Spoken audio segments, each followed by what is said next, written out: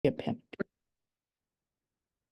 Hi, everybody. My name is Jill Morelli, and I'm here for another Applied Genealogy Institute tip. Some of you may know that I've been working on a book about these orphans that we see behind me, plus two other groups. I've got the book written and I've been working on the index, but I thought I would pass on kind of 4 of my top tips on the issue of doing an index, no matter how large or small. I think these will actually help you get to a work product that is good. And remember, everything needs to have an index. So the first tip is use ChatGPT or other AI tools to develop a word list for you.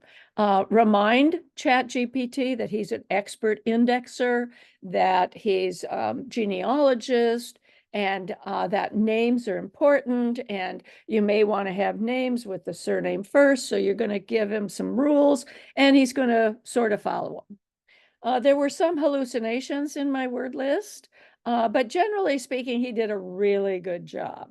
So I was culling more than I was adding, because adding is hard because you're groping around for what the words are. So anyway, use ChatGPT to help you out. So that gives you a word list, but you're going to have to verify it. And you're probably going to want to verify it before you get started with the next step. Okay, once you've got that, just be aware that if you're on a Microsoft product, you might find yourself saying, oh, it's no problem. I've already got an indexer embedded in my Microsoft Word product. Well, you do. That's true.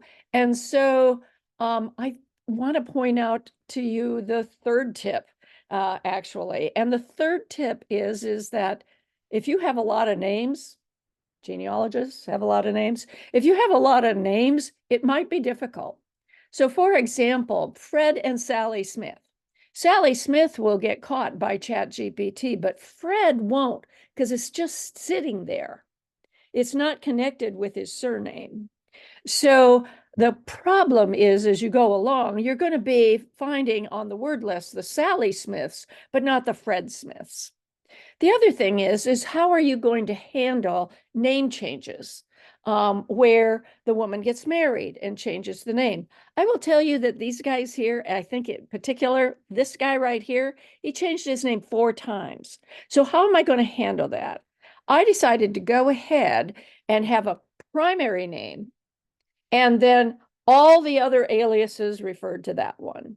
So that's how I decided to do it. You may decide to do it differently. Just be aware that name changes make it tougher and tough for any program, be it Microsoft or PDF Indexer or any of those, to be able to index your work smoothly and cleanly. And then the fourth thing is you're going to have to do some mopping up.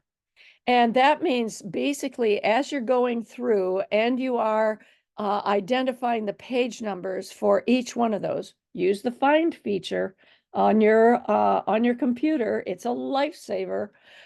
So as you find those references, you're going to want to set up some sort of, usually some sort of conventions, but then you're going to want to think about how, then you're going to want to put it into probably 2 columns, and you're going to have to also figure out how to balance that out so it's within the margins, but not too small. So there's just some other things you need to think about.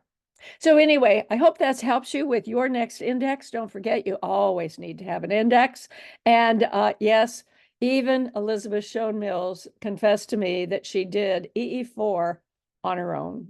So manual is probably always best, because if you're talking about concepts, it's a little tougher. And let me tell you, if you're talking about names, that's tough too. Thanks a lot for listening, and I hope you have a great day. Bye-bye.